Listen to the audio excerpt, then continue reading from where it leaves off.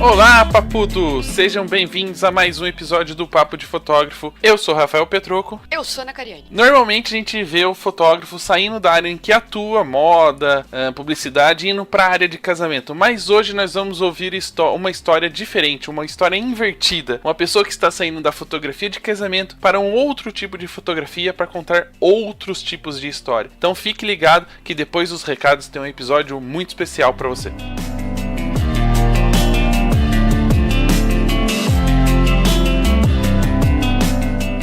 E nos recadinhos de hoje, lembrando que se você compartilhar este episódio ou qualquer outro episódio do Papo de Fotógrafo nas redes sociais, pode ser no Facebook, no Instagram, no Twitter, marcou a gente, você concorre a um sorteio. E falando nisso, nessa semana tem um sorteio dos episódios que saíram anteriormente, onde a gente já havia divulgado essa promoção. Então, compartilhe agora que ainda dá tempo de concorrer a um prêmio essa semana.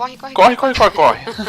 Recadinho super importante também, que essa é a última semana da promoção da Digipix. Então, se você quer renovar o portfólio, e é claro, é importante que você faça isso para que os clientes conheçam o seu trabalho, você tem aquele material mais novinho, aquele que você foi super criativo no casamento, fez fotos incríveis, então corre que a promoção da Digipix acaba essa semana. E como é que é a promoção? Você tem desconto de 60%. Você não ouviu errado.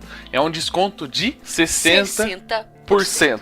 Além disso, e olha que incrível, além disso, você recebe de volta os 40% que você está investindo. Deu pra entender? Fez as contas? Alguém bugou na hora que fez essa promoção, mas tá tudo certo, é isso mesmo? Não, é isso mesmo. O valor que você investir, os 40% que você investir, você vai receber em 4 vouchers para poder usar para produzir o material dos seus clientes. Ou seja, no final das contas, você não vai pagar o seu portfólio. Olha que bacana, né? Guarda aí o dinheirinho, faz aí 2, 3 portfólios para você conseguir vender muito em 2019. Então, corre agora no site da Digipix, manda seu portfólio e faça milhares de vendas durante o ano com um material novinho em cima da mesa. Acesse agora digipixpro.com.br. Bom, agora tem uma notícia boa pra caramba. Os usuários do Album Pro Site acabam de receber produtos gratuitos e novos recursos. E o melhor de tudo é que não precisa pagar mais nada.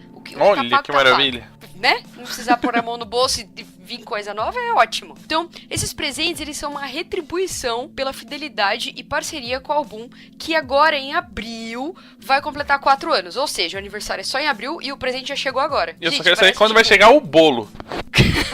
Isso aí a gente vê depois pra mandar. Pode mandar pelo correio, chega direitinho.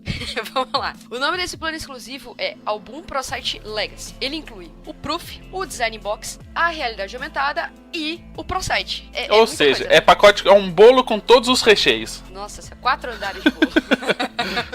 E todos esses produtos já estão prontos para uso. É só você entrar lá na sua conta no site da Album, albumpro.com.br, acessar que tá tudo lá liberado, só usar, fazer a festa. Vai que beleza. Vai pra festinha. E o último recadinho, na verdade, os 2 últimos recadinhos vocês já estão ouvindo nos últimos episódios, que o Papo de Fotógrafo está de portas abertas para você, de 2 maneiras. A primeira, se você quer produzir conteúdos em texto, vídeo e áudio, manda pra gente que a gente vai começar a compartilhar todo esse conteúdo no site do Papo de Fotógrafo e também nas redes sociais. Agora, se você fala assim, mas Rafa, eu não tenho um conteúdo para mandar mensalmente, mas sei sobre um assunto, manjo, domino de um assunto e gostaria de bater um papo com vocês na segunda-feira. Eu ia falar no domingo, mas a gente não trabalha de domingo. Na segunda-feira, grava 20 minutinhos sobre o tema que você quer falar, ou se apresentando, e manda pra gente, porque a gente vai criar um outro programa, outra brincadeira aqui pra compartilhar esse conteúdo. Se a gente gostar, ou o nosso público gostar e falar assim, traz esse cara pra um bate-papo de 2 horas, a gente traz você pra conversar com a gente. Então não perca essa oportunidade. Produz conteúdo ou quer bater um papo com a gente, manda um e-mail que a gente explica tudinho lá. Combinado? Combinado. Então, bora pro nosso bate-papo. Bora.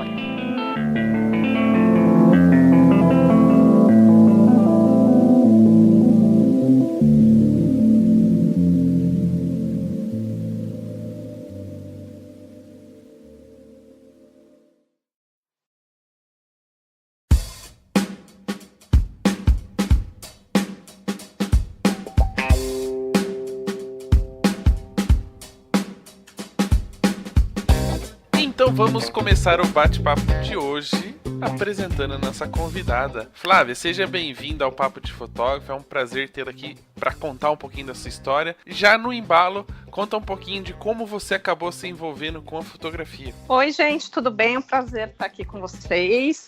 A minha história com a fotografia vem desde muito cedo. Eu comecei a fotografar com mais afinco aos 16 anos. Foi quando eu ganhei minha primeira reflex, né? Já tinha tido todas as câmeras de plásticos e automáticas possíveis. E daí era o primeiro grande salto em termos de equipamento, né? E eu sempre procurei fotografar na rua ou pessoas. Meu interesse sempre foi mais por histórias de gente do que paisagens, mas eu segui carreira em comunicação social. Na minha época não existia faculdade de fotografia. Você fazia jornalismo e você virava fotojornalista, ou você fazia cursos livres e fazia outros tipos de fotografia, né?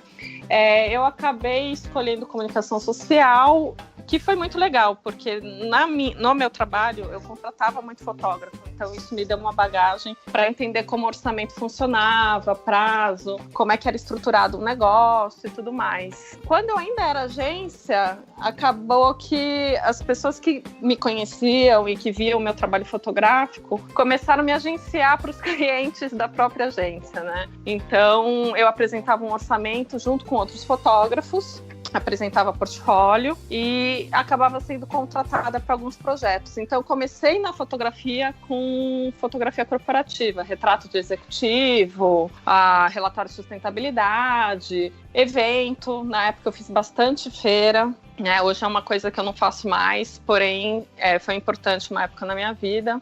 E chegou um momento que eu comecei a pensar se realmente eu ia fazer essa transição de um trabalho fixo para virar freela em fotografia. Eu acho que muito disso aconteceu porque eu fiz uma viagem para a Índia, e não que essa viagem tenha definido o meu futuro fotográfico, né? Um guru indiano falou, você vai ser fotógrafo. Não, mas foi uma viagem que mexeu muito comigo, porque eu estava com mais 4 amigos e a gente fez meio um mochilão, a gente ficou quase um mês na Índia. E você volta muito baratinado, né? Eu cheguei em São Paulo, achava que São Paulo era silencioso, parecia, sei lá, Suíça. O que seria um milagre, né?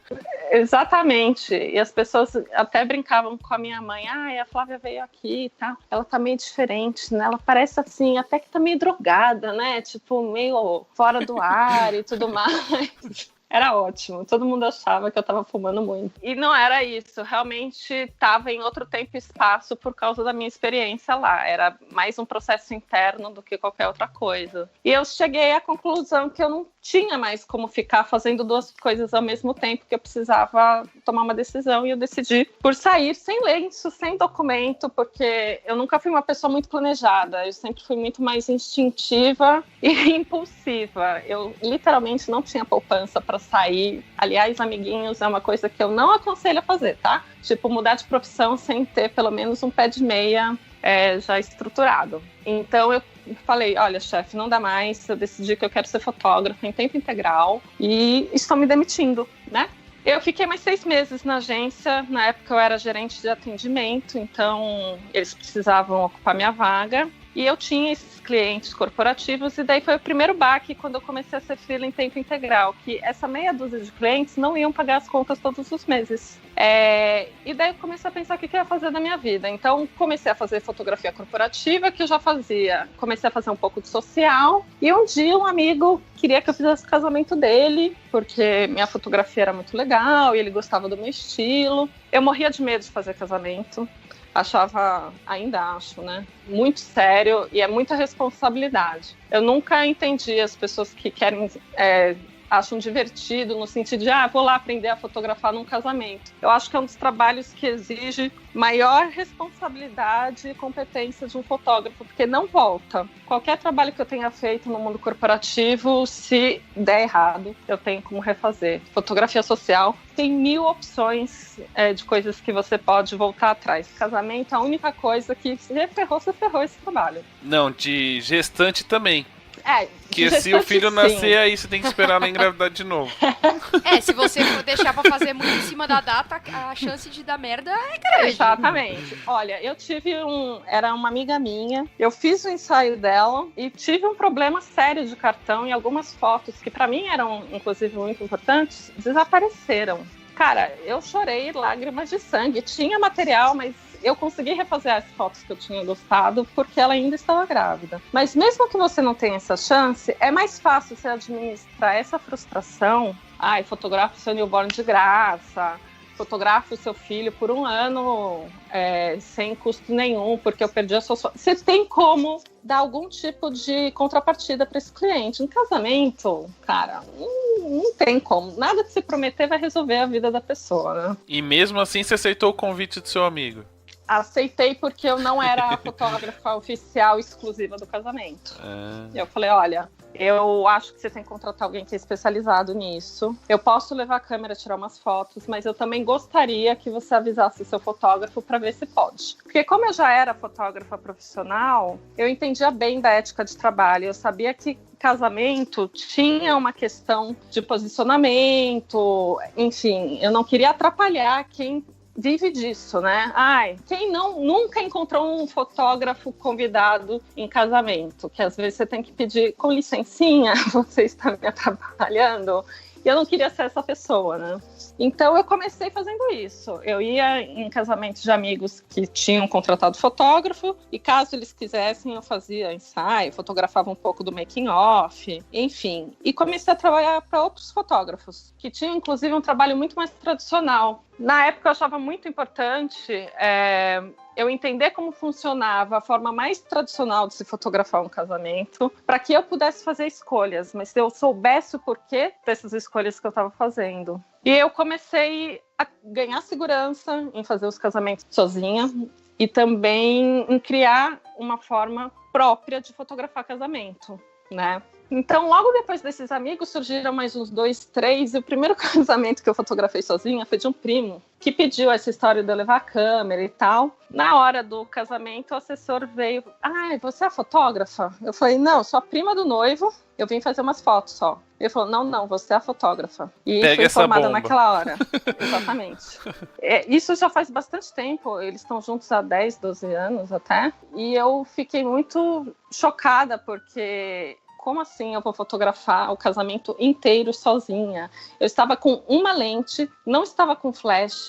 E tudo bem, o casamento era de dia, que na época era bem novidade, assim. Não existia casamento de dia no Brasil, praticamente. E ele fez tipo um churrascão mesmo, todo mundo de branco, flores e tal. Foi bem modernoso pra época. Mas eu fiquei desesperada. Eu falei, gente, como assim? Deu tudo certo, eles têm as fotos até hoje, eles adoram as fotos. Obviamente, eu melhorei muito em 10 anos de fotografia, então meu trabalho hoje é bem diferente. Mas foi um choque, assim, o começo mesmo, de fotografar sozinha pela primeira vez. Então, eu sempre tive muito respeito por montar equipes que estivessem alinhadas, que pudessem entregar um trabalho, que tivesse a mesma qualidade do meu. Quem trabalha comigo, o Hudson Rodrigues trabalha comigo, é o fotógrafo que trabalha há mais tempo e, além disso, é um dos meus melhores amigos. Então, a gente tem uma dinâmica já muito redondinha, a gente se entende bem. De vez em quando acontecem arranca-rabos, mas é normal, né? Tem outras fotógrafas que começaram a trabalhar comigo e que também entraram nessa dinâmica. Hoje, casamento não é tanto a minha prioridade. Continuo amando fazer, ainda é importante para mim. Mas não tem tanto espaço assim na minha vida, né? É um trabalho que eu sempre me dediquei 100%. Enfim, da forma como eu faço, toma uma parte muito grande da minha vida. Mas, nesse momento, eu acabei fazendo uma transição. Tenho feito muito família, que foi uma consequência natural dos casamentos. E voltei a fazer corporativo, porque durante um tempo eu meio que me afastei desse mercado. E agora voltei a fazer corporativo e ensaiar uma carreira em jornalismo e documental, que vai ser meu foco mais forte a partir de agora. Eu tive várias experiências no passado e acho que é o momento de fazer essa transição. A partir de agora, deste episódio... Não exatamente deste episódio.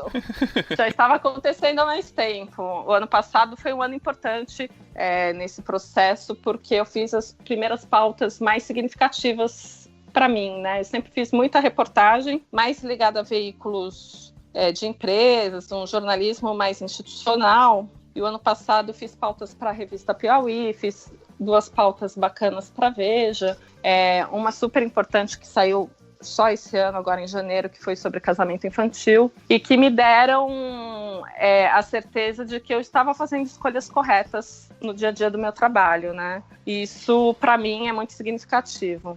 Bom, a gente vai falar um pouquinho de tudo isso que está acontecendo na sua carreira e falando especificamente em casamento, que é onde, de uma certa forma, você criou uma identidade, né? E é mais reconhecida por esse trabalho. A gente pode falar sobre várias coisas na fotografia de casamento e sobre o seu trabalho. Mas tem uma coisa que chama muito atenção comparado com o trabalho de outros fotógrafos. Você busca muita referência nas cores e trabalha muito bem elas, assim. Quase nunca a gente vê uma foto preto e branco no feed do Instagram, por exemplo. Isso tem muito da sua personalidade? O que essa decisão sua de trabalhar muito com as cores tem a ver com as suas escolhas pessoais? Então, trabalhar com cor para mim sempre foi fundamental. E isso é engraçado, porque no mundo da fotografia, não só na fotografia de casamento, preto e branco tem um respaldo, um respeito pelas pessoas de que é a verdadeira fotografia, né? Inclusive, durante muito tempo, fotografia em cor não era levada a sério. Eu sempre fui atraída por cores fortes, vibrantes, e a minha formação visual é muito cinematográfica. Então, durante muito tempo, uma das minhas principais referências foi o Pedro Almodóvar. Então, desde sempre, eu busquei cores para trabalhar em fotografia. Sempre me interessei em criar cores, fotografias com cores marcantes, vibrantes. E hoje todas as minhas referências fotográficas, em sua maior parte, são fotógrafos que trabalham com cor, né? Miguel Rio Branco, Luiz Braga, enfim, é uma série de pessoas, Amorim Biciliar. Isso não quer dizer que eu não faça nunca preto e branco, mas não é algo que ressoa internamente para mim, né? Tudo na minha vida é ultra colorido, né? Eu acho que até de uns tempos para cá eu andei dosando mais essa história da vibrância das cores, né? Tenho feito outras escolhas também, não só esse cores de Almodóvar e Frida Kahlo o tempo inteiro, mas sempre foi a minha trajetória. E eu sempre brinco, as pessoas falam, como é que você faz isso? E não tem muita explicação, porque é uma questão de formação visual mesmo, de você estar sempre rodeado de referências coloridas, seja na sua vida pessoal, seja nas pessoas que você acompanha o trabalho, nos livros que você vê, na arte que você gosta, no tipo de filme que você assiste. Isso vai criando uma fórmula interna que não tem muita explicação. As pessoas às vezes me mandam mensagem pedindo workshop de tratamento de cor. E aí é que tá.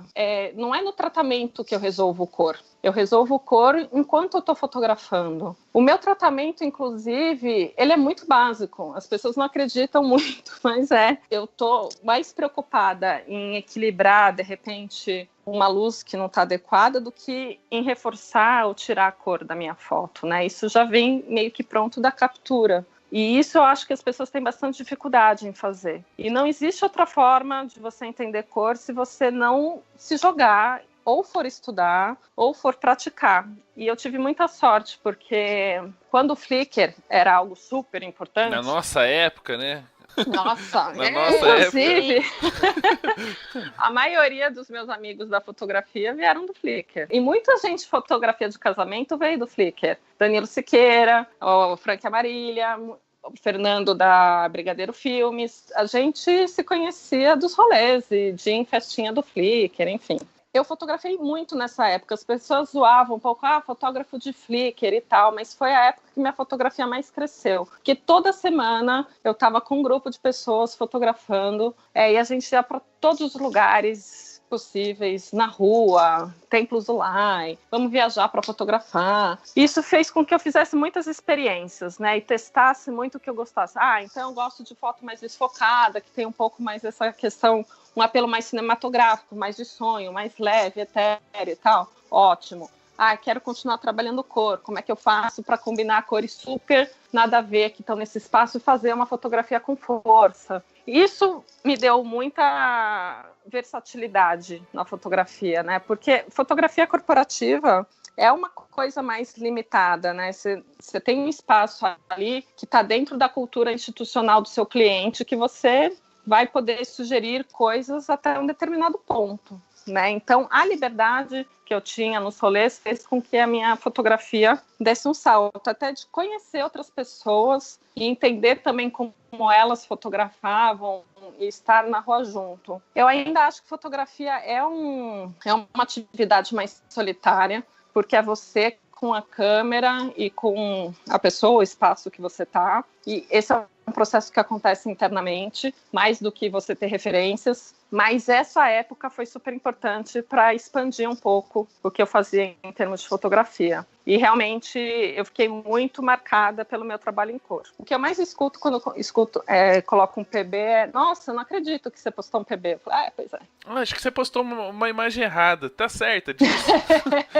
Tem certeza? Você não apertou o V errado lá dentro do Lightroom? Bateu o dedo sem querer? Inclusive teve uma coisa engraçada com o Flickr, que eu não sei se vocês lembram que tinha o sofá do Flickr, que fotógrafos eram entrevistados periodicamente para falar sobre o próprio trabalho. Não, isso não é da minha época. Então, eu peguei essa época e era sempre um frisson, né? Olha, eu entregando a idade, frisson. Quando a gente recebia o convite para falar e tal, eles mandavam questionário, você respondia. E a entrevista inteira eu falo de cor, das minhas referências em cor, dos filmes que eu vi, dos fotógrafos que eu passei a conhecer o trabalho. Isso é muito interessante porque até eu trabalhar especificamente com fotografia, eu não seguia trabalho de fotógrafo nenhum quase, né? Tirando super medalhão, tipo o Walter Firmo, fotógrafos muito conhecidos, eu não tinha muito essa cultura. Então era bem cinema mesmo. Passei a entrevista inteira falando disso. E daí, para ilustrar a matéria, eles escolhem uma foto em preto e branco minha, que era raríssimo eu postar no Flickr também. E isso causou uma certa comoção entre as pessoas que me conheciam, e eu fiquei chocada quando eu vi a matéria no ar. Falei, gente, eu passo a entrevista inteira falando de cor. Todo mundo me conhece como aquela fulaninha das cores e tal. Como é que é uma foto em preto e branco? Eles tiraram a foto, eles trocaram, porque eu reclamei, outras pessoas também reclamaram. Tipo, você tem 1000 fotos em cor e 2 em PB. Você colocou aqui tá em PB para ilustrar, tudo bem, ele tinha gostado, mas enfim, realmente cor é o meu nome do meio. É que, na verdade, o Flickr já tinha uma técnica de engajamento. As pessoas iam comentar aquela entrevista. Entendeu? A gente que não percebeu a estratégia deles. É uma estratégia de marketing. Ele põe uma coisa diferente, a galera comenta e acaba gerando engajamento. E você acha que, talvez, né, pelo menos pra mim, funciona muito assim. Quando tem muita cor envolvida, né, quando você percebe que a cor faz parte daquela imagem, ela meio que conta, faz parte da história, né? Você acha que a cor tinha esse papel pra você justamente no momento em que você diz que gosta de fotografar pessoas e vai pra fotografia de casamento, onde você conta histórias, a cor faz parte dessa narrativa? Faz super parte da narrativa. Inclusive, quando eu comecei a fotografar casamento, aquilo, né? Você ainda não sabe quem você é, o que você vai fazer, qual é a tua voz. E eu pesquisei muito trabalhos que eu via publicado, de fotógrafos que eram considerados importantes, principalmente lá fora, né, para ver o que era a tendência. E eu notava que as fotos eram bem suaves, né, dessaturadas, tinha uma corrente muito forte disso na época. Então, o meu segundo site, que tinha a área dedicada a casamentos, que era já um negócio forte no meu negócio, era tudo bem pastelzinho. Eu fiz, durante uma época, eu tentei entrar nessa corrente, né, das cores mais suaves, porque eu entendia que o mercado de casamento esperava isso. E daí, eu fui contratada por uma noiva que o casamento era bem colorido. Ela foi ver o meu portfólio pessoalmente. E o portfólio pessoal já tinha migrado bastante para o trabalho de cor. Eu estava voltando a ser... um amigo até brincava, você voltou a ser a Flavita do Flickr, né? Eu tinha me cansado da questão do tom pastel, eu não estava satisfeita. E comecei realmente a falar, olha, então, as pessoas acham que casamento tem que ser pastel, mas eu sou colorida e se as pessoas não gostarem disso, paciência. E ela falou, nossa, é impressionante, eu vim ver o seu trabalho, você foi super recomendada e tal, gostei das fotos, mas o que você está me mostrando agora pessoalmente é totalmente diferente, e é exatamente aquilo que eu procurava. Então eu falei, bom, então estou no caminho certo e vale a pena investir naquilo que eu acredito. Isso não significa que é tudo mar de rosas, né? Eu ainda perco trabalho porque as pessoas acham meu trabalho muito colorido. Então, muitas vezes, quando você está trabalhando fotografia dessa maneira comercial, você tem que fazer uma escolha. Talvez o que eu faça não seja o que é mais atrativo, o que venda mais. Mas é o que é verdadeiro para mim, é o que eu gosto de fazer e que me representa. Eu quero que isso seja uma forma de expressão autoral ou eu quero vender como se fosse pão na padaria? E isso, nenhuma das escolhas está errada. É só aquilo que você se sente realmente confortável em fazer. E aceitar as consequências disso. Porque o fato de eu escolher determinadas trajetórias podem me impedir de ser uma fotógrafa super popular para determinado público. E tudo bem, só que você tem que aceitar isso. Né? Às vezes é difícil tomar essa decisão, exige um pouco de maturidade. É importante você ter certeza daquilo que você quer. Exige maturidade ou burrice, porque toda vez que eu tento fazer algo mais lavadinho, mais tom pastel, eu nunca consigo, sai tudo errado. Aí eu falo, não, meu negócio também é contraste, é cor, não...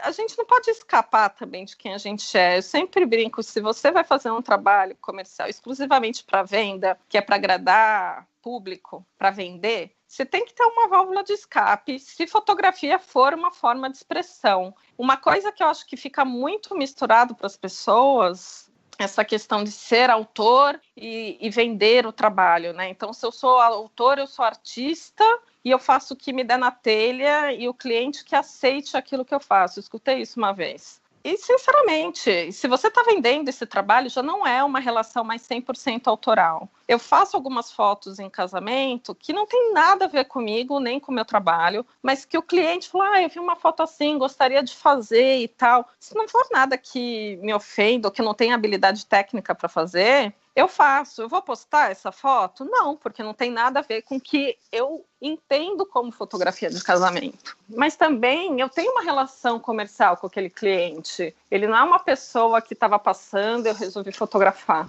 né? Eu tenho uma obrigação de entregar trabalho. E muitas vezes a pessoa vem com essa conversa que eu sou autor e amo o amor, eu amo o casamento, então eu trabalho de graça, eu trabalho por quase nada, porque o importante é produzir uma fotografia incrível. E bom, se você é herdeiro, se você tem super filhos, dinheiro guardado, não tem filhos, não tem conta para pagar, se você pode trocar equipamento sem receber por isso, ótimo para você, mas não é a realidade da maioria das pessoas. E eu acho que esse é um dos motivos pelo qual a maioria dos negócios em fotografia fracassam. Porque as pessoas continuam achando que, na verdade, eu tiro umas fotos, eu não tenho custo em fazer fotografia, né? Então, se eu ganhar X reais naquele trampo, nossa, é muito dinheiro. E se você pensar em termos absolutos, em quanto as pessoas no Brasil ganham normalmente, é até muito dinheiro. Mas é também uma profissão muito cara que exige muito de você. Então, ou você estrutura seu negócio de uma forma bacana que você possa pelo menos pagar as suas contas, ou a aventura vai durar pouco, né? E a gente precisa pensar em longevidade do negócio. E daí essa decisão também, né? Eu quero ser 100% artista. Eu tenho muito amigo que continua tendo um emprego fixo para poder fazer a fotografia que dá liberdade, que não tem que agradar cliente, que não tem que ser vendida, que não tem que fazer marketing para acontecer, enfim. Eu super entendo essa decisão. Às vezes eu até me questiono, poxa, será que eu deveria ter feito isso? Continuado com um trampo fixo e investir só no pessoal? Eu conversei sobre isso também hoje com outra amiga fotógrafa e a gente chegou à seguinte conclusão: a gente não voltaria atrás nas nossas decisões, não voltaria a ter o emprego que a gente tinha. Mas sim, existe um esgotamento emocional em relação à fotografia quando você passa a viver dela. Muitas vezes você vai fechar um trampo para pagar boleto e você não está se expressando artisticamente, você não está super feliz de estar fazendo aquilo, mas é um trabalho. Né? Então você precisa entender bem o limiar do que é realmente artista, o que realmente é negócio e encontrar ali o seu lugar, né? O que é bom para mim pode não ser para o fotógrafo vizinho. Eu acho isso muito maravilhoso na nossa carreira, porque existem 1000 formas de fazer dar certo e você não precisa fazer do jeito X, porque tem que ser assim, tem que fazer aquilo que dá certo na sua vida. E a vantagem, né, dessa discussão de se você quiser hoje ter um emprego fixo, pelo menos uma foto boa para pôr no currículo você vai ter. Bem colocado, bem colocado. Né? Hoje você sai na frente de muitas pessoas. Você fala, não, eu quero voltar a ter um emprego fixo. Uma foto boa, pelo menos, para ilustrar, tá lá. E nesse processo, justamente de entender que quando a fotografia se torna um trabalho, você se torna um prestador de serviço, e querendo ou não, a gente sabe que os criativos entram em crises existenciais de tempos em tempos, tipo, um dia sim, um dia não. Como é que você começou a entender que a fotografia de casamento já não te dava tanta vontade de fotografar assim? Não que você não atendia, não fazia seu trabalho bem feito, mas tipo, já não era mais a motivação para você pegar na câmera, e que você começou a buscar outros caminhos? O dia que eu me peguei, comecei a comparar muito o meu trabalho com o do vizinho. Isso aí é a morte do negócio, né? Quando você começa a achar que você tem que fazer o que fulaninho tá fazendo, é o primeiro indicativo que você tem que parar, dar um passo para trás e falar, não, isso tá errado. Você não é o fulaninho. Parece que o fulaninho está vivendo uma vida incrível, mas você não sabe, e pode ser que esteja vivendo uma vida incrível, mas você não sabe se vai ser incrível para você, né? Então, esse foi o primeiro ponto. O segundo ponto é que eu comecei a perceber que em alguns momentos eu fechei contratos porque eu queria fotografar em tal lugar, porque eu achava importante estar em determinado casamento e tal, e não tanto pela minha conexão emocional com o casal. E isso sempre foi muito importante para mim. O casal pode não ser casal de modelos, o local não precisa ser uma fazenda Vila Rica, o vestido não precisa ser da Emanuele. Eu sempre tive uma outra relação com os meus clientes. E eu estava sentindo falta disso, porque daí, fulaninha te recomendou, você saiu em tal lugar, falaram que você é muito boa. Eu recebi uma ligação que a menina falava, então, eu sigo uma fotógrafa muito foda, e ela segue você, e falou do seu trabalho, então se ela gosta do seu trabalho, você é maravilhosa. E eu falei, bom, eu estou perdendo a minha conexão com o meu público de verdade, porque o meu fio hoje é muito mais alto do que quando eu comecei, e as pessoas que podem pagar pelo meu trabalho estão em outra vibração, e eu estou começando a me sentir não parte do processo. E daí eu falei, bom, eu tenho a seguinte opção, continuar fazendo isso, enfim, esse é o jogo do mercado, todo mundo faz, por que eu não posso fazer? Exato. Ou eu posso pensar em formas alternativas de viver a fotografia social e só fechar casamento quando eu sinto que está tudo alinhado. E foi o que eu comecei a fazer a partir do final de 2017. Então, 2018 inteiro, eu fiz pouco casamento. As pessoas até vinham me perguntar, alguns colegas, você parou de fazer? Porque eu não vejo mais você fazendo. Eu parei de divulgar casamento, eu divulgo muito raramente. E os clientes que eu atendi desde essa época são amigos, são pessoas que viraram minhas amigas porque eu voltei a ter essa conexão com as pessoas, né? Pessoas que a gente sai para jantar, sai para viajar. E isso para mim sempre foi muito importante. Eu acho o casamento uma fase super emocional, emotiva, e você fazer parte disso é muito importante, muito significativo. Eu entendo mesmo como uma comunhão. Eu brincava, eu falava, hoje a gente está casando, eu estou casando com vocês também. Em um outro sentido, obviamente. Mas para mim sempre foi sobre isso, né? Sobre estar lá inteira, presente, e poder entregar o melhor trabalho possível para a pessoa. Por ter competência e talento, gente, eu vou ser obrigada a dizer que eu tenho. Quando eu não estou 100% conectada, eu também entrego um trabalho que a pessoa vai olhar e falar, lindo, amei, você captou tudo aquilo que eu queria. Porque, óbvio, eu tenho treinamento para isso, eu tenho experiência para isso, eu tenho talento para isso. Mas me faltava eu pessoalmente estar satisfeita com aquilo. Eu olhar e falar, puta merda, que legal que eu fiz esse casamento, que bom que eu tô abrindo mão de X, X e X na minha vida para estar aqui com essas pessoas. Isso para mim foi super importante. Eu comecei a abrir espaço para outras coisas que eu sempre quis fazer e que eu não dava mais atenção, que é o caso de fotografia ou jornalístico, documental, enfim, é porque você tem um pouco de medo. Eu tô há 10 anos trabalhando em social e em corporativo. Agora eu quero começar a fazer outra coisa? Que ridículo. E daí você fala, bom, enquanto eu estiver vivendo, respirando, comendo, andando, eu posso fazer o que eu quiser da minha vida, né? Ninguém me manda, eu sou minha própria chefe. Então, vamos fazer acontecer, vamos criar oportunidades para que isso aconteça, porque ninguém vai bater na minha porta e falar, Flávia, a gente teve um sonho, a gente viu no Instagram, você é maravilhosa, vem aqui fazer essa super reportagem de 15 páginas para National Geographic. Isso não vai acontecer, né? Adoraria que fosse fácil assim, pela força do pensamento.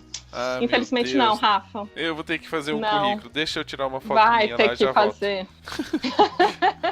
Então é importante você ter essa percepção de que, bom, se eu quero fazer acontecer, eu preciso abrir espaço. E se eu ficar batalhando para fechar X casamentos por ano, eu não vou ter tempo para fazer outras coisas, né? E eu vou ter que começar a fechar casamento para pagar conta, para fechar agenda, porque entra naquela competição louca, ai, quantos casamentos você fechou, ai, quem que te contratou, onde vai ser, ai, você vai fazer destination, uau, que incrível. E muitas vezes você está pagando para fazer o destination, mas as pessoas estão super, ai não, agora a tendência é destination. E enfim, se você quer investir, se você quer fazer de graça, se a sua pegada é estar em 15 lugares no mundo para falar que você está em 15 lugares no mundo, beleza, é válido também, né? Só que não era isso que eu queria, né? Eu entrei na fotografia profissionalmente com mais de 30 anos. Eu tô com 41 agora. Para mim é inconcebível eu trabalhar de graça se não for pro meu benefício pessoal. Então,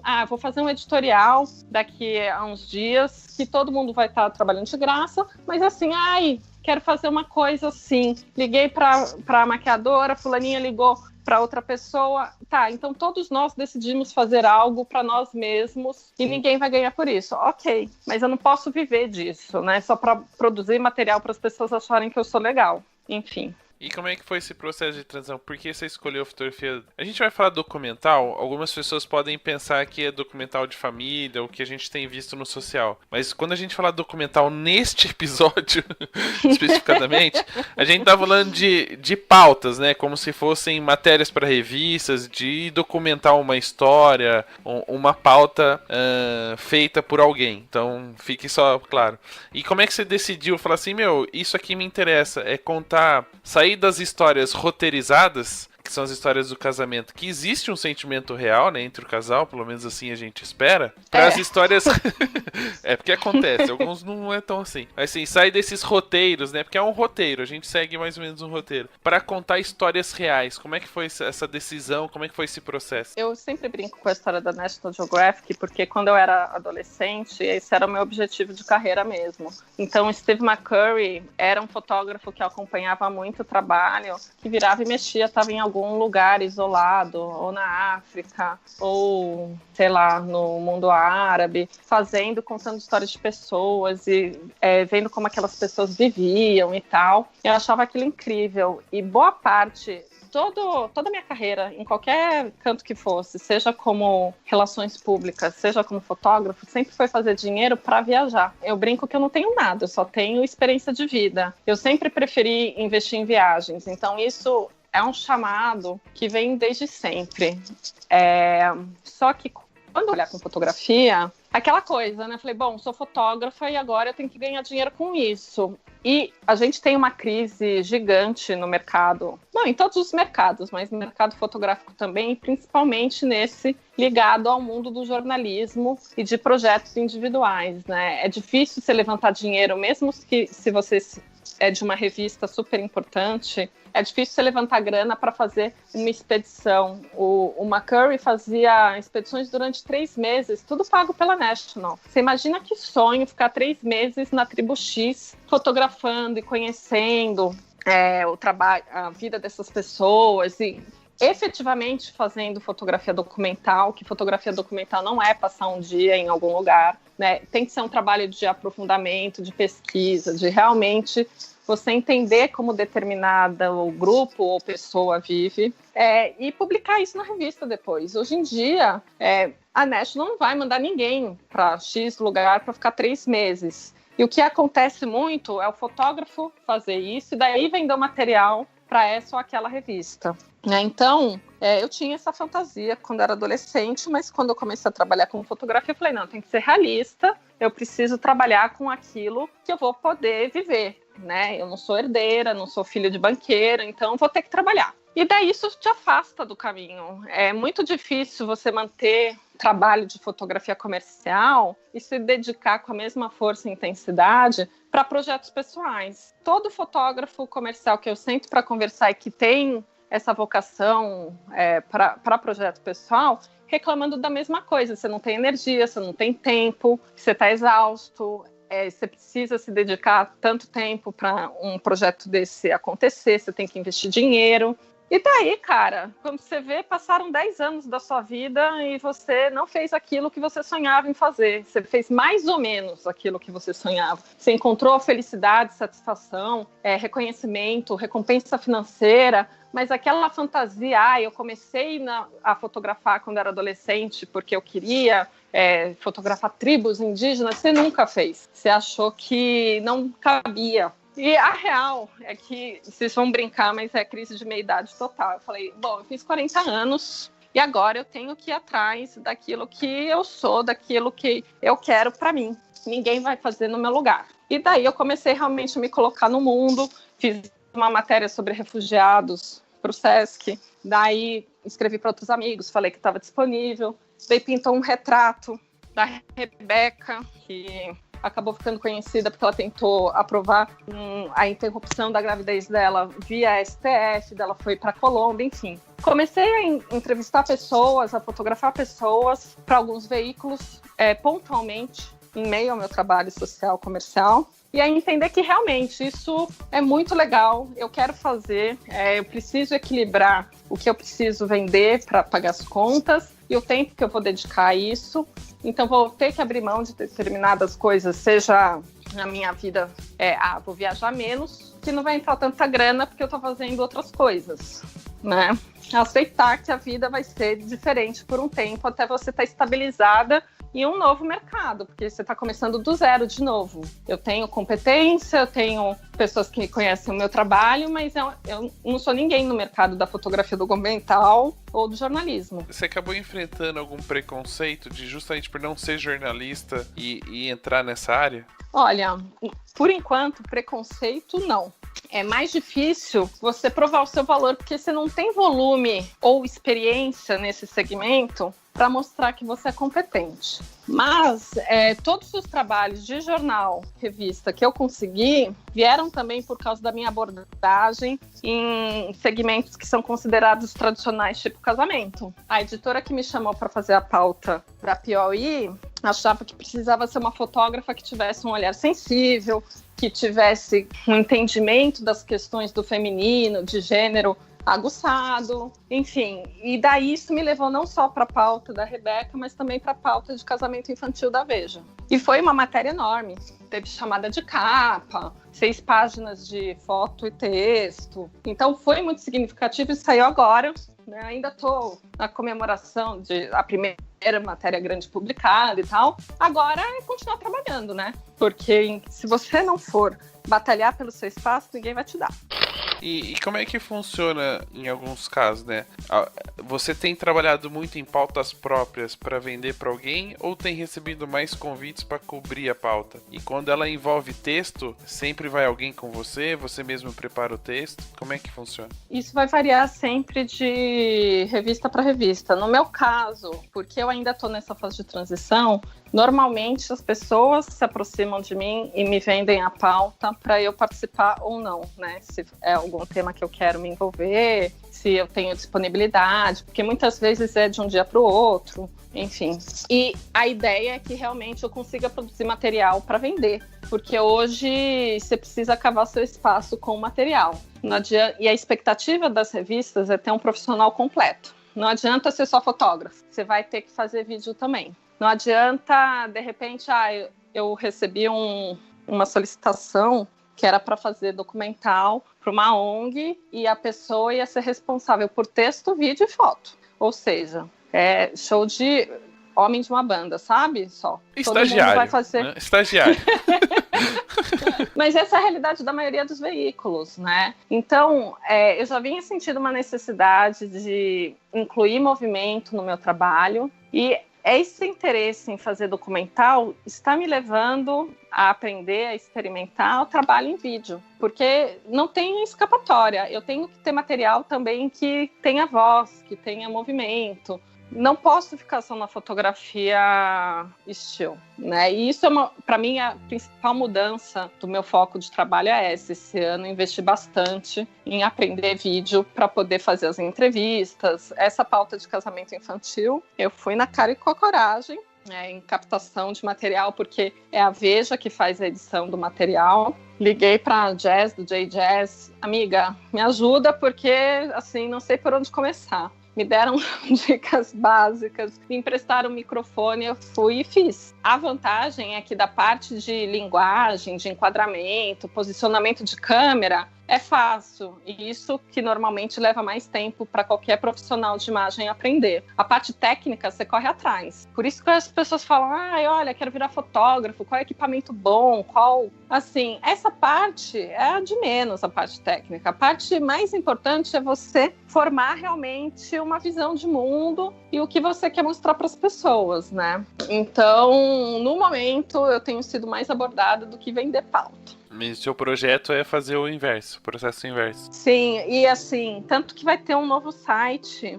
Eu tenho um lance com site que eu já fiz 3 sites oficiais do meu nome, estou no 3º, mas agora vai ter um 4º site que chama Tales from Life, que vai ser o canal para eu publicar esse material. Porque você também não pode depender só de arranjar veículo para publicar pauta. Você precisa produzir o seu material, colocar em algum lugar para você se vender também, né? Eu recebo muito currículo de fotógrafo que é bem tradicional. Vem com nome, endereço, lista de cursos, formação. A foto do currículo é boa? Currículo sem foto, sem nenhuma foto. E isso, eu acho que as pessoas ainda estão muito ligadas no modelo de trabalho tradicional, e a vida já está muito mais acelerada. Então, eu estou montando site para colocar trabalhos que eu já tinha prontos. Eu tenho um trabalho grande com agricultores que foram remanejados de uma área por causa de uma expansão de uma mina de nióbio.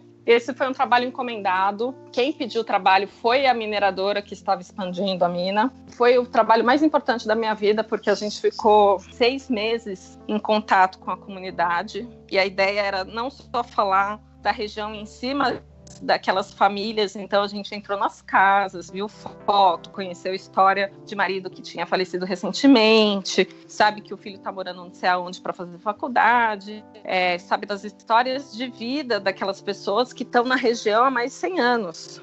E é um equilíbrio super delicado entre você respeitar essa comunidade, contar a história delas, em vez de você explorar a história delas para algum benefício próprio.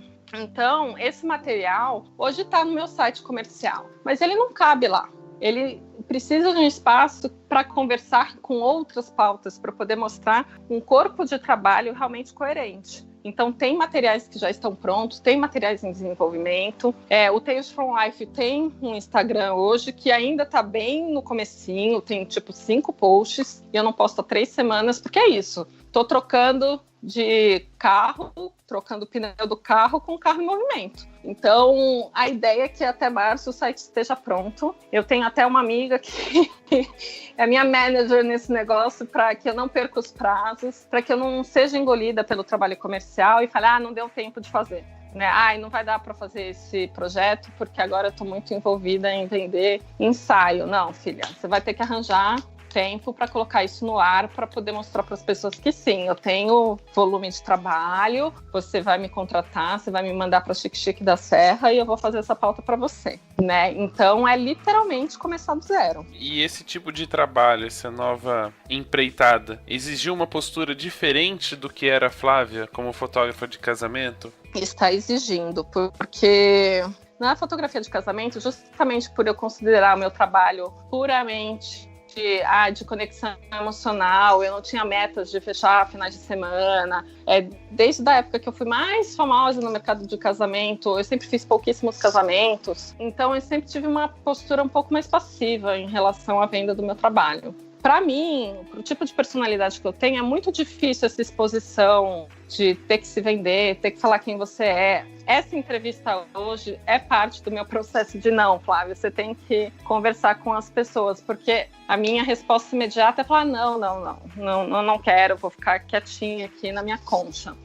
E o trabalho de fotografia documental, você tem que articular muitas coisas. Você precisa ir atrás do veículo, você precisa ir atrás de uma comunidade, você precisa criar um material, você precisa postar esse material, porque se você está levantando uma série de informações e imagens, é para mostrar para alguém. Mas você quer contar a história dessa pessoa, você quer que o mundo saiba que essa pessoa existe. Eu sempre fui muito atraída pela história das pessoas comuns, né? Então, o seu arcanjo da comunidade de coqueiros que eu entrevistei, e é até hoje uma das minhas pessoas favoritas, me contou tudo sobre o gado, sobre a hora que ele tira o leite, a gente anda na casa dele e ouve a madeira do piso ranger. Tudo isso vai te formando para outras coisas do mundo, outros entendimentos e acrescentam na sua vida. Então você precisa passar isso para frente também. Então eu tô tendo que ser muito mais, tendo que me expor muito mais e fazer um esforço muito grande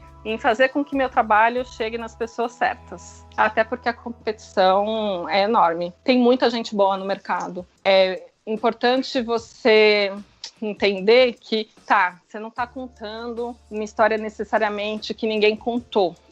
Eu fui para o Círio de Nazaré uma vez. Quantos fotógrafos já não fotografaram o Círio de Nazaré? Você nunca vai encontrar um assunto que nunca ninguém fotografou, falou desse assunto antes. Mas você tem que pensar por que eu fotografar esse assunto é importante para as outras pessoas. O que eu posso incluir nessa história? O que essa história traz para mim também? Como ela me modifica como pessoa? Entender que é uma relação de mão dupla. E pensar muito bem nas fronteiras desse trabalho, o quanto você está realmente trocando com uma pessoa ou se você está explorando essa pessoa. Então são várias questões que acontecem e que são difíceis de transitar e que você vai aprendendo e, enfim, virando uma nova pessoa. E dentro desse seu processo de entendimento de como funciona isso, de alguma forma nas suas pautas, né, nas próprias pautas, você tem definido tipo um objetivo? Vou dar um exemplo. Sempre de alguma maneira eu quero abordar o feminismo, ou sempre de alguma maneira eu quero abordar tal tema. É uma proposta sua, um objetivo seu dentro dessa área da fotografia? É um objetivo sim, só que existe uma diferença. Quando eu faço uma pauta para um veículo, não é a minha visão 100% que vai estar lá. Existe repórter, existe editor, existe alinhamento da revista, existem outros personagens sendo entrevistados, ONG, enfim. E isso é um caldeirão de ideias e informações que viram uma matéria, né? Então, sim, eu tenho uma forma de fotografar que vai estabelecer uma leitura X da menina que a gente fotografou, né? Então, essa é uma parte que eu tenho como interferir, mas você não tem como interferir no conjunto global da matéria, por exemplo. Agora, se você quer ter uma visão 100% sua sobre um projeto documental, é quando você realmente desenvolve o projeto do zero, você vai atrás das fontes, você monta o material, e mesmo que você venda para um veículo, ainda assim ele pode ser editado, tá? Então, o único jeito de você ter um lugar com 100% da sua ideia e da sua intenção é dentro do seu próprio espaço. Por isso que ter um site ainda é muito importante. As pessoas sempre me falam, ninguém olha o site, todo mundo só olha o Instagram. Verdade. Para fotografia comercial, talvez o site seja só uma referência de que você existe.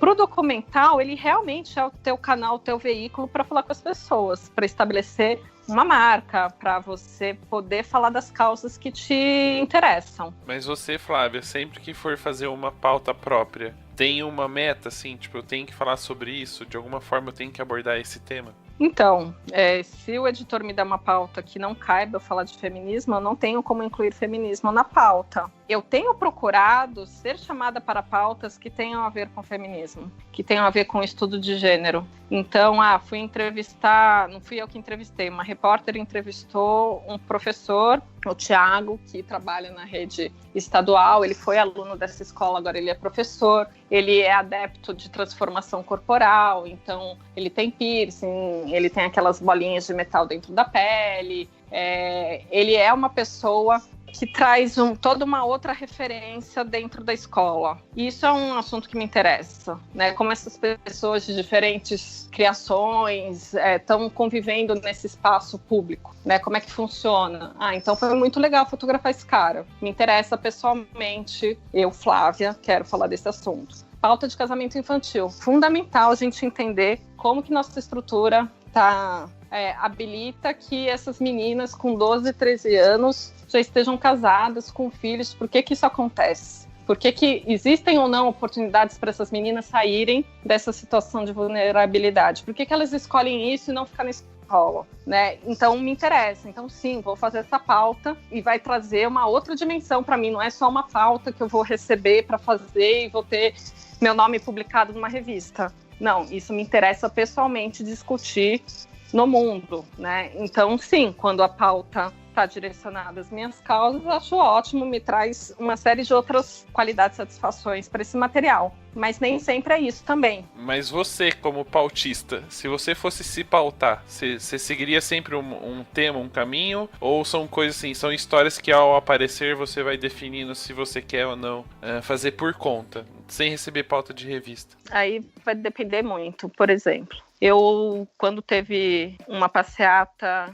que era com um projeto de lei que o Eduardo Cunha estava tentando passar no Congresso, eu fui pautar porque eu queria, então eu fotografei, publiquei as fotos na internet e tal. Então, sim, eu decidi que eu ia falar sobre isso. Mas, às vezes, você está em algum lugar e você percebe que tem ali uma história para contar. Então, estava conversando com o tiozinho que vende tabaco na cidadezinha tal. E dele me conta toda uma história sobre de onde vem o tabaco, como ele aprendeu a fazer isso, patati patatá. Tem nada a ver com o feminismo, mas eu não vou deixar de contar essa história porque ela não entra dentro de uma das causas que me interessam. Muitas vezes eu vou contar histórias que, inclusive, são totalmente opostas àquilo que eu acredito. E eu me interesso também pelos motivos das outras pessoas. Eu não quero viver na minha bolha só falando daquilo que me interessa. Eu quero ouvir a história de outras pessoas, porque quando você troca com as pessoas, você aprende alguma coisa, mesmo que você discorde totalmente daquilo. Eu não sou uma pessoa religiosa, mas eu tenho muito interesse em todas as manifestações de fé. Então, já fui no Sírio, o casamento judaico é uma das cerimônias mais bonitas, já fui em terreiro, enfim. Eu vou procurar saber sobre as coisas e contar essas histórias, apesar de eu não seguir nenhuma religião. E aí, querendo ou não, eu queria que você contasse um pouquinho dessa pauta, porque eu acho que ou é coisa do destino, muita coincidência, ou é karma. Você, em um momento em que a fotografia de casamento está saindo de você, cai uma outra história que tem uma relação muito grande, né, com a profissão de fotógrafo social, que é histórias reais e entra no caso da fotografia do casamento infantil em que você foi pautada para fotografar. Conta um pouquinho dessa experiência e de como isso acaba influenciando na sua relação com a fotografia comercial. Eu acho que o principal elemento de integração desses dois assuntos é você estar aberta a entender os motivos pelos quais as pessoas estão fazendo determinada coisa. Então, quando eu fotografo um casamento de pessoas que me contrataram para isso, existe também intenção, motivo para tudo aquilo que elas estão fazendo. Pelo menos é essa a minha expectativa, né? Dentro da pauta de casamento infantil, eu tinha que lidar com situações de casais que estavam juntos, alguns realmente porque se apaixonaram e outros totalmente por conveniência e dependência financeira. A pauta, ela se desdobrou em muitos assuntos, né? Porque quando você vai para um tema desses, a gente fez Bahia e Maranhão. Você se depara com situações que não são do seu universo. Eu já tinha muito entendimento desse Brasil mais profundo por causa do trabalho em mineração, que isso é uma coisa que sempre foi interessante na minha carreira. Eu fazia casamento, mas eu tinha também o meu trabalho corporativo que me fazia estar em ambientes totalmente opostos ao mundo do casamento. Então tava lá flores, perfumes e tal, e de repente vou para uma mina, então coloca equipamento de proteção individual, vai para uma cidade que tem, quando muito, um mercadinho, vai ver a vida dessas populações que estão em volta de uma mina. Então quando a gente foi para essas cidades, a gente já sabia que primeiro é encontrar pessoas em situação de extrema vulnerabilidade. Existe uma questão aí do documentarista que você precisa ter um nível de empatia para conseguir se conectar com aquela pessoa, entender o que ela está passando, e ao mesmo tempo você não pode interferir na vida dela de uma maneira que você vai atrapalhar o desenvolvimento dela, porque você vai embora, você não vai ficar lá para sempre. Então, é um desafio muito grande você entender qual é o seu lugar nessa relação. A gente foi para algumas cidades, o caso mais sério que a gente encontrou foi o da Márcia, que tem 18 anos e tem 6 filhos. Ela teve o primeiro filho com 12. E ela inclusive era super articulada, uma garota super inteligente, e você vê acontecendo na sua frente a total realização dela de que essa é a vida dela, ela não tem como voltar para a escola, ela gostaria de voltar para a escola, gostaria de ter uma profissão, ela gostaria de dar uma vida melhor para os filhos dela. Ela gostaria de estar inserida em um outro contexto, mas ela não pode. Por que ela não pode? Qual que é a estrutura que a gente tem enquanto sociedade que não permite que ela tenha essas oportunidades? Porque na pauta, a maioria das meninas de 11, 12 anos entendem como independência casar com alguém para sair da casa dos pais. Por que a escola não inspira essas garotas a terem um outro tipo de independência, né? E existe também um status muito forte na questão de ser mãe, né? Então, a gente entrevistou uma garota de 15 anos que tinha um filho de 1 e ela fala que a vida inteira dela quis ser mãe. Só que ela só tem 15 anos, a vida inteira dela é muito curta, né? Então você se depara com um espelho que não te reflete e você tem que trocar com essa pessoa. Esse tipo de exercício emocional te habilita também a fazer outras coisas em outros momentos, né? Eu acho que o impacto disso na fotografia social é muito mais na questão da relação das pessoas do que do trabalho em si, né? Em você entender que quando você está fotografando um casamento, numa fazenda, com pessoas que escolheram aquilo, que tiveram condições de criar aquilo, é um momento tão significativo e importante. E, na realidade daquelas meninas, o casamento não é esse momento de fantasia, de alegria, de celebração. É uma escapatória de uma vida que elas não querem ter, só que elas ainda não têm consciência suficiente de que aquilo é uma nova prisão, que elas não vão ser livres, que elas vão estar dependentes de um homem muito mais velho. Normalmente, por exemplo, a Ana Paula tinha 14 anos e o marido dela tem 44. Eles acabaram de ter um nenê juntos. Ela vai ser dependente desse homem economicamente. A diferença de idade faz com que a relação seja totalmente desigual em termos de experiência e de argumentação intelectual. Você começa a ter filhos muito cedo e filho demanda total atenção de qualquer pessoa, seja de que classe ela for. Então, é muito interessante esse contraste. E você entende que o seu lugar no mundo pode ser muito mais daquilo que você estava fazendo até então. Que você pode tocar a vida das pessoas de uma outra forma também. Eu acho que basicamente isso. E como Flávio, o que você espera que essas fotografias mostrem para quem vai ler a matéria ou para quem vai conhecer essa história toda? O que você gostaria que as pessoas... É óbvio que cada um vai entender de uma forma, mas na hora que você estava fazendo o registro de tudo isso, qual era seu objetivo? Que as pessoas tomassem só ciência da história ou que elas realmente se interessassem por aquilo e de uma certa forma também pudessem fazer parte? Quando eu faço esse tipo de pauta, para mim, o mais importante é eu dar voz para aquela pessoa que eu estou fotografando, entrevistando. Para mim era muito mais importante saber que a Marta estava lá sentadinha na casa dela de tijolinho, contando para mim o que ela entendia da vida, do que necessariamente o que o meu leitor ou espectador vai ver. Eu acompanho há bastante tempo o mercado de fotografia jornalística e documental. E embora muitas pautas possam levar a uma mudança de cenário ou de vida para algumas pessoas, na maior parte dos casos as pessoas vão ler, vão se emocionar e vão continuar com a vida delas. Porque esse é o tipo de situação em que não depende da fulaninha leu a matéria na Veja e vai trabalhar pelo fim do casamento infantil, porque não depende de ações individuais, depende de estrutura governamental, de um esforço como sociedade disso mudar. Então, quando a matéria saiu, primeiro eu falei, bom, a Márcia, ela ganhou um espaço aqui, ela contou a história dela.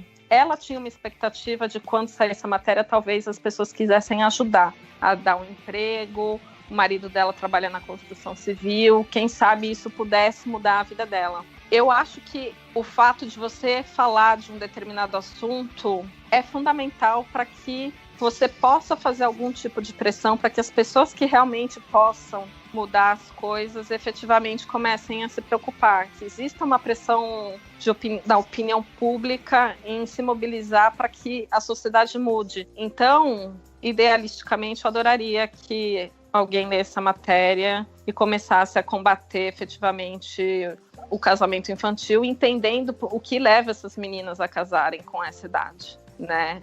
Não é exatamente uma escolha, é uma circunstância. Diferentemente de outros países, que é uma questão até religiosa, aqui está muito mais ligada à economia do que qualquer outra coisa. E também a um tipo de educação que não valoriza a independência da mulher, que faz um reforço significativo na importância dela como mãe, como esposa, e não como alguém criando o seu próprio destino. E é necessário que um número maior de pessoas fale sobre essas questões para que haja uma mudança gradual na sociedade. Uma matéria não vai resolver nenhum problema. Então é um trabalho constante em se falar sobre esses assuntos, em criar oportunidades para que as pessoas que efetivamente vivem isso possam contar o que é. Existe muito essa coisa de, vou lá entrevistar e eu sei o que essa pessoa precisa. Eu não sei nada, então o primeiro passo é deixar que essa pessoa realmente abra as portas para você e você tenha humildade para entrar na vida dessa pessoa e entender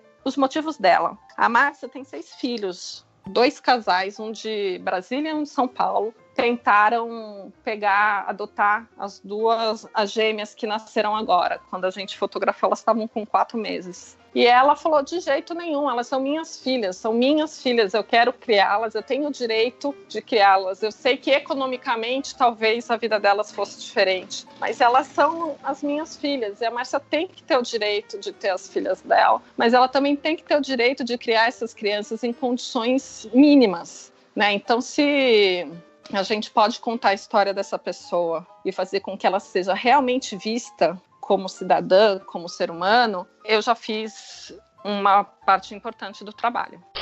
E até uma coisa interessante, né? Você estava falando que a maioria hoje das editoras, das revistas, acabam exigindo do profissional os 3 itens básicos do fotojornalismo, né? Foto, vídeo e texto. É óbvio que muito desse requerimento vem baseado nas novas mídias, né? O Instagram, as redes sociais, e as revistas não sendo mais impressas, sendo mais online, a possibilidade do vídeo e do áudio é muito bem vista, muito bem quista pelo público. Mas você acha que até por uma questão social, dando oportunidade de repente de gravar um vídeo, uma entrevista, né, onde são as palavras que ela mesma expressa e não alguém redigindo um texto baseado no que ela respondeu, também acaba dando mais voz para elas do que só ter uma imagem e um texto de uma interpretação de alguém?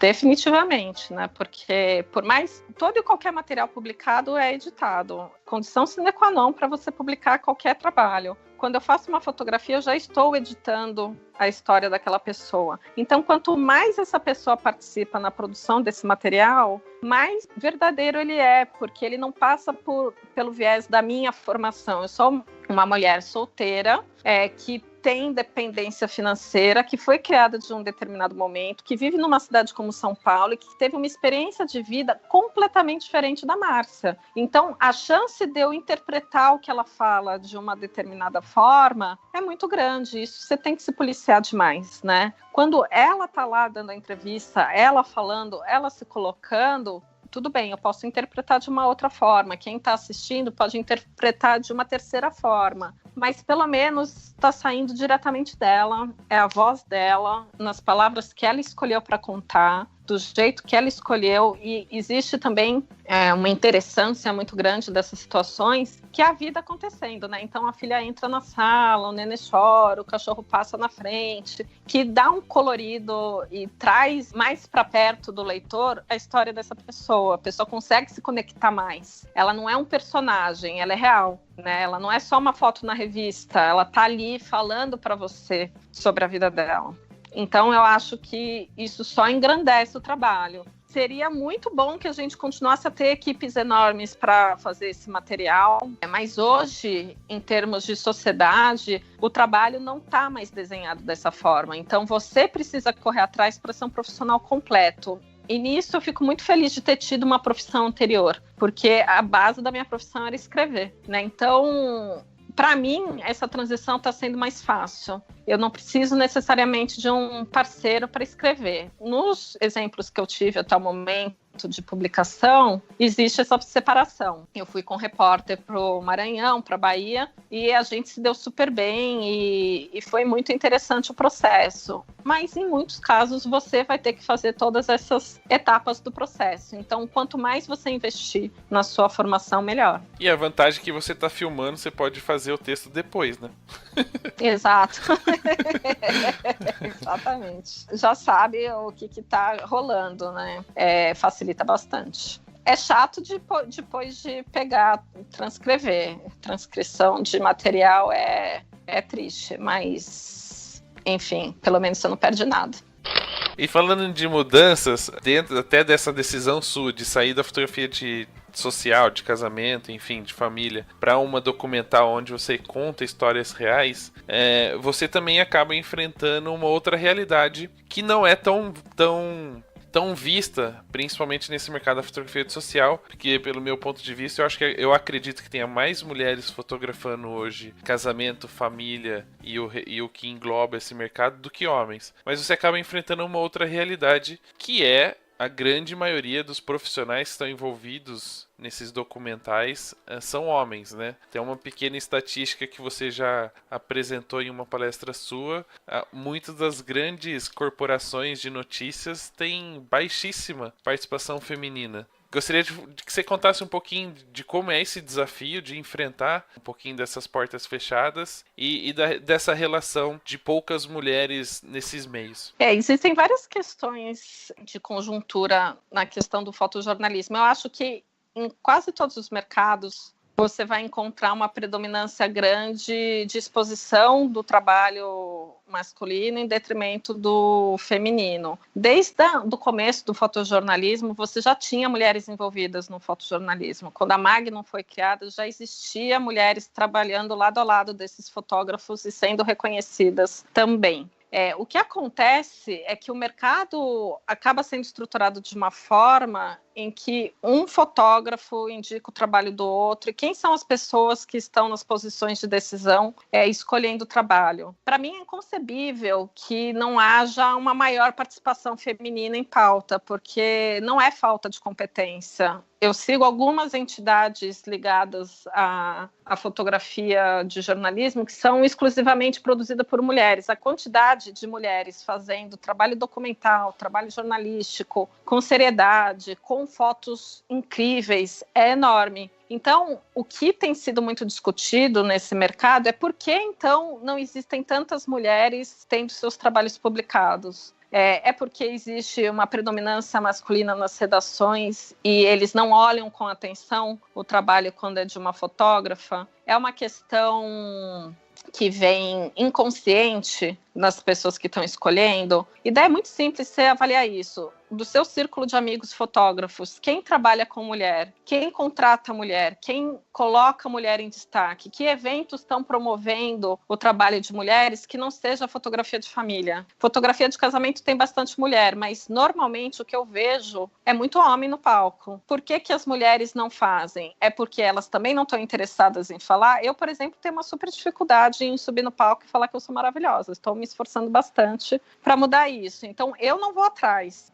Isso acontece com todas as mulheres ou porque elas são rechaçadas? Isso é uma discussão que a gente tem tido frequentemente e há opiniões diversas. Tem muita gente que fala que é mimimi, que não é verdade, que tem um monte de mulher. Mas essa estatística que eu dei na palestra, ela é feita semanalmente por uma entidade chamada Women Photograph. E elas avaliam os principais veículos, os que têm um trabalho forte ainda de imprensa, de foto, jornalismo, quantas fotos foram produzidas. Então, tinha lá uma estatística da BBC que em 49 imagens produzidas, uma era de mulher e 48 de homens. É impossível que um veículo do tamanho da BBC não consiga encontrar uma fotógrafa mulher para cobrir determinada pauta. Então, existe hoje, no Brasil existe a IVE Imagem, as mulheres se mobilizando para mostrar que sim, nós temos imagens de assuntos sérios, de conflito armado, de questões raciais, de gênero. Estamos produzindo material que tem validade, que podem ser publicados. Por que eles não estão sendo publicados? Então, vamos fazer um esforço para olhar mais do trabalho de mulheres. Não é criar uma cota por ser mulher. Isso é uma deturpação que vem nesse discurso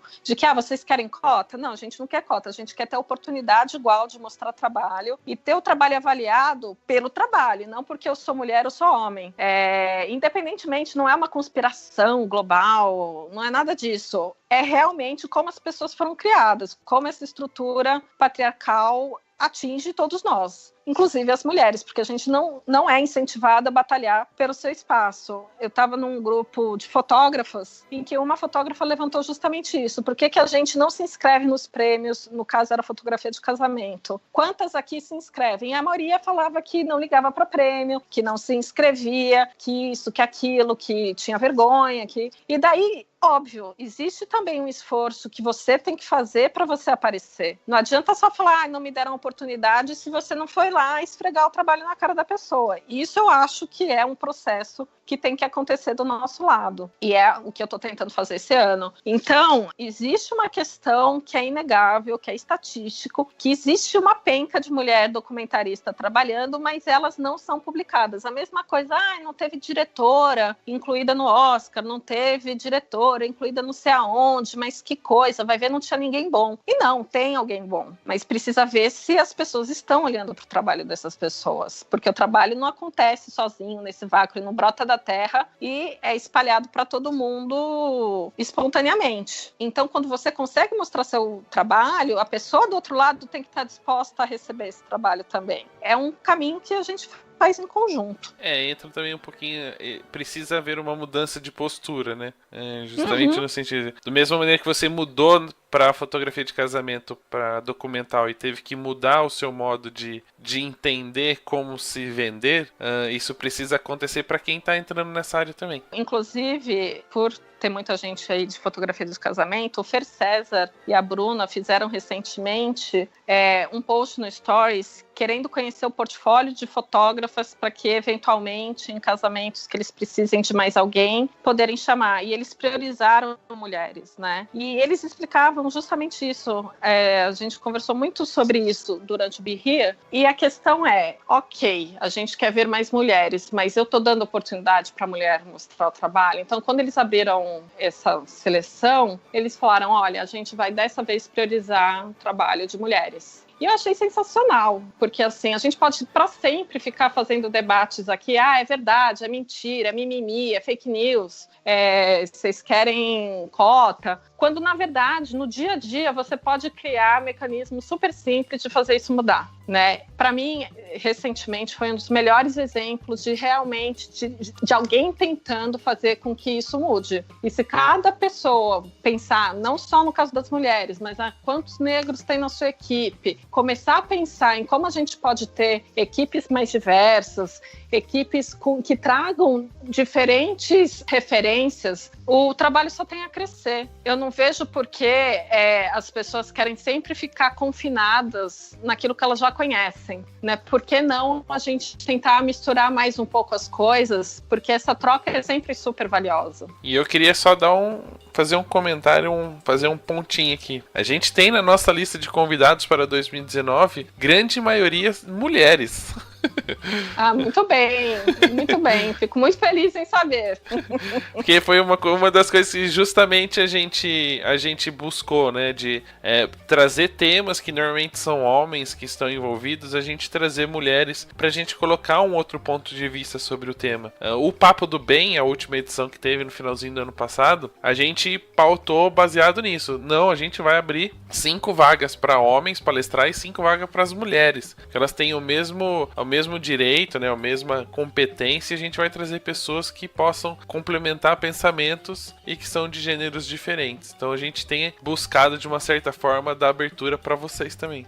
Porque isso é muito legal, porque na prática você começa a mudar as coisas, você começa a ver representação, você inspira outras mulheres a fazerem coisas interessantes, a se mostrar mais, a colocar no mundo um trabalho que de repente tá só para ela ou para um grupo muito próximo de amigos, porque ninguém vai ligar para isso, ninguém vai ver. E você começa a criar mecanismos que realmente façam com que as mulheres possam criar juntamente com homens. A questão não é tirar espaço de ninguém, mas é abrir oportunidade para que haja um pouquinho mais de equilíbrio nessas relações. Eu entendo que existem questões de personalidade. O que foi discutido naquela vez que eu comentei da thread é que os homens se mostram mais, tem mais essa coisa de showman, de chegar no palco e fazer fogos de artifício e tal, e que mulher normalmente é um pouco mais discreta, as questões são mais suaves, tem uma outra interpretação, como se isso não fosse válido. Independentemente de ser showman, não showman, cada um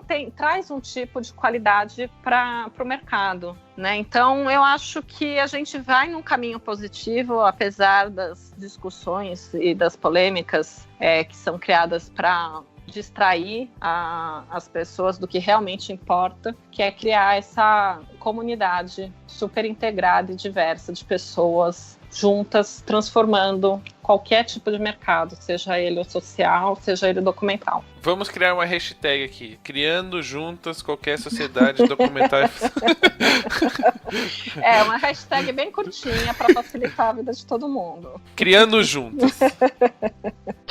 Bom, Flavinha, muito obrigado por esse bate-papo. Eu acredito que, de uma certa forma, ele abre a cabeça de muitas pessoas justamente a contarem histórias, né? Sejam elas roteirizadas, como são os casamentos, mas também as histórias reais que estão espalhadas aí pelo mundo e que precisam ser contadas. Espero também que tenha aberto a cabeça de muitas mulheres em que elas podem se arriscar em outro mercado, mesmo que ele seja dominado ainda pelos homens, e que vocês têm talento para conseguir superar esse número de fotografias publicadas por homens e por mulheres, e que de uma certa forma as pessoas entendam agora que a fotografia de casamento ela pode ser uma ferramenta em uma parte do caminho, uma parte do percurso do crescimento de um fotógrafo, que ainda existe muitas outras coisas que eles podem fotografar. Quem quiser acompanhar o seu trabalho pode acessar onde eles visualizam no Instagram. Passa todas as redes sociais aí pra galera. Vou passar todas. Eu queria primeiro agradecer a oportunidade de falar com vocês e de contar um pouco dessa trajetória. Eu acho